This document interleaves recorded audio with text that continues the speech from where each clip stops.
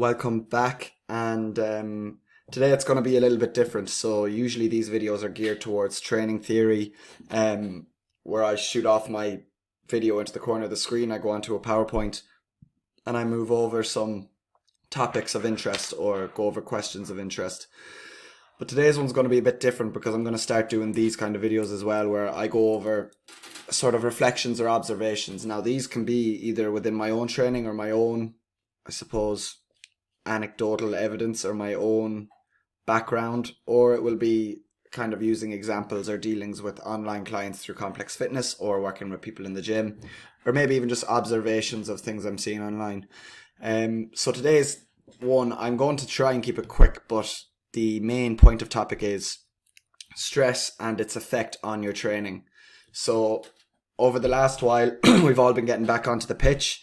I'd been measuring everything fairly good, from gym work to pitch work to recovery. Even in the pre-season, I suppose I'd built up to a comfortable level of where I knew I could jump straight into training and not be fried for a few days after, or not feel like I'm under serious fatigue for the first 2 weeks. That I knew I could jump back in, performance would be fine, recovery would be fine, my fitness was fine, strength is fine, agility, things like that. Everything was kind of perfectly good at that stage. So fast forward, we're about a month and a bit now, maybe a month back now at the moment, and I'm just going to use myself as an example for this. So stresses outside of training and outside of recovery and outside of just the basics. So let's say even though my nutrition was fine, even though my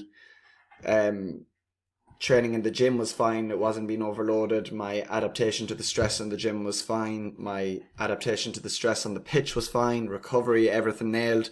This just kind of goes to show that stress is all encompassing. So it isn't just training stress, it's personal life stress as well. And little things can add up, of course, and can kind of, I suppose, affect you or amplify pain, or not injure you, but can lead towards injury or can lead towards extreme fatigue or chronic fatigue. Now, for me, fatigue wasn't a huge thing until a few days ago. So I'll just bring you through that now. So everything's been rolling absolutely fine until maybe last Friday. I woke up and, or was it Friday? Yeah, we were on the pitch and I was on the ground quite a bit on the pitch, whether we were doing tackling or whatever. But the pollen count was very high. So Saturday I wake up absolutely fried out of it with hay fever, which kind of gets me every year. And I had no real antihistamines or anything taken. I kind of forget every year that it comes for me, and it comes for me bad for a while. But I think it came later this year than it usually does, which is probably why it caught me off guard. So first things first is the hay fever kind of sank in. Now, the weird thing I find with my hay fever is I'm fine to train, be it in the gym, be it run, be it on the pitch. I'm fine when I'm in that moment, when I'm in that 45 minutes to an hour and a half window. Training's fine, you kind of adapt, and even my breathing feels better, everything feels better. But it's as soon as I stop, or as soon as I wake up in the morning, or when I'm going to bed, or that's when the grogginess happens. So those stresses, of course, obviously the first day it knocked me out. So Saturday was pretty tough, slept a good bit, whatever. Energy was very, very low, sneezing a lot, itchy eyes, the usual signs, blocked up sinus. And then Sunday rolled around again, felt quite fatigued, but training, just even when it was at its worst, I could pull through for training for an hour and a half or so. So there was all that. Then, of course, this came at the same time. Friday, Saturday, Sunday, Monday, we were getting ready to open the gym again. So I was doing quite a bit, program-wise, getting people set up online, even getting into the gym to help clean up. Just things like that. Just little things that kind of took more time, I suppose. And what happened then was, finished training Sunday. Monday still didn't feel fully great, hadn't fully recovered. Obviously, I didn't give myself the time because I wanted to train, even though I know if I had a client, I'd tell them to do different. But I suppose I've dealt with it before. I know I can kind of get on with it. So Tuesday, woke up and it was my first day back to work. I was on at 6 a.m, looking into 6 hours of coaching straight back to back, and a lot of inquiries and fixing up memberships and things like that. So I wake up at 4 o'clock Tuesday morning and try to get back to sleep, but can't because I'm too afraid that I will I'm too afraid that if I go back to sleep, I'll hit that deep sleep, which can happen with me, and I will just sleep straight through. And the first morning opening the gym will be an absolute disaster. So I wake up, and I decide, right, I'll just do some of my own work, which is separate from the gym. So I came down at about 4:30, kind of argued with myself for a while, did an hour and 10, hour and 15 minutes of programming, had everything packed from the night before, and went to work. Energy was fine. Of course, worked 6 to maybe 12:30 or so. Had a few errands to run after that. Got back to the house around 1:30 to near 2, and had to look into just maybe 2 or 3 more hours of work. I had some programming and stuff I had to do, and a check-in and a call.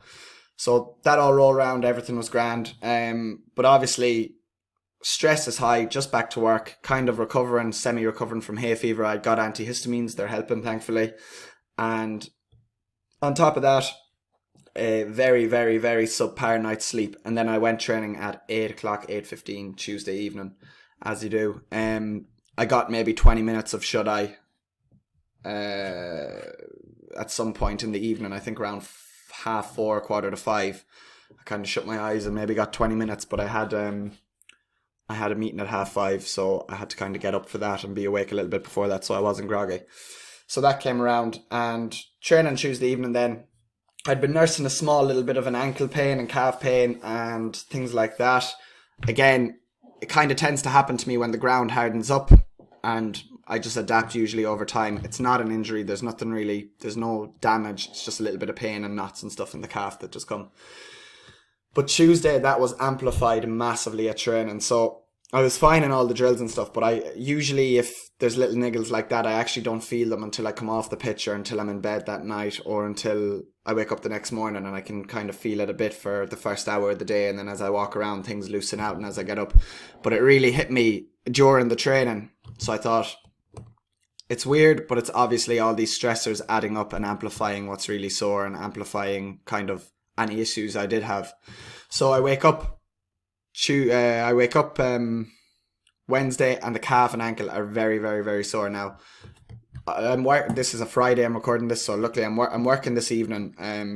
Usually we do have training, but there's a flurry of junior matches, senior matches this weekend, so we have training off. But I wouldn't have been going training tonight, and I would have been waiting till Sunday, just to give myself that break. Because what I need to understand is, even though training and everything is perfect, being back at work in 1 week, hay fever hitting you in 1 week, and things that are totally outside of my control, or things that are totally outside of the spectrum of training and recovery and nutrition and managing volume and things like that, they're the things that are catching me. So everything else is fine. It's just maybe I'm filling my glass close to the top and these things are tipping it over. So that's definitely something to understand, that it's not always your fatigue, your pains, your maybe injuries or small injuries, your feeling of overtraining, underperforming. Yes, it can be fatigue, but that doesn't mean it's fatigue or stress from the training or from anything specific like that. It's very simple when you kind of look back on the week and you think, hay fever, work starting back up, dealing with a lot of memberships, a lot of inquiries, coaching on the floor again for the first time in 6 months, and by coaching 6 hours in a row of coaching, followed by 2 absolute terrible nights sleeps due to hay fever and due to being afraid of sleeping in. So it's interesting to kind of be able to understand that it's fine that happens. It doesn't mean I'm overtrained. It just means I need to look after myself a little bit more. So that gap between Tuesday for me and Sunday now is very important in what I do in the middle. So what I do in between. So gym volume has been low. Ideally, if I was taking a gap like that, or maybe had to miss a training with work or something one of the evenings, what I would do is I would get on a ball, get to a pitch, or I'd do some work on my feet on that Friday if I was missing the Friday training. But today, again, just playing it smart. Ankle and calf feeling a lot better. Everything's loosening up. But didn't want to go back to square one. Obviously, my body's still adapting to this fever, and adapting to being back at work, all that kind of good stuff. So obviously, I just decided to hop on the assault bike and do extremely low intensity work, 45 minutes. Kept my heart rate down around 130 to 140 beats per minute. Very light work. Barely broke a sweat, only for I was wearing a jumper. And that will be my work for today. So it's important to have the big picture in mind. Maybe I should have taken Tuesday training off in hindsight, but I'm glad I didn't at the same time, because I think if I did, I'd only be that would have been a full week without any ball leading into a game, so it just wouldn't have made much sense for me.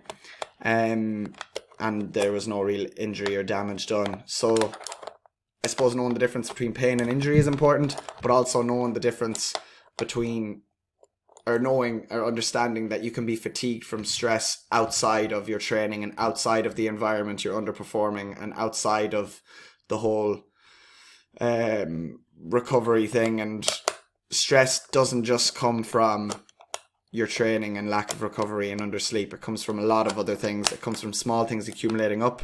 Let's say in the middle of that, if I had some financial issues or relationship issues, that could be the thing to really tip me over the edge.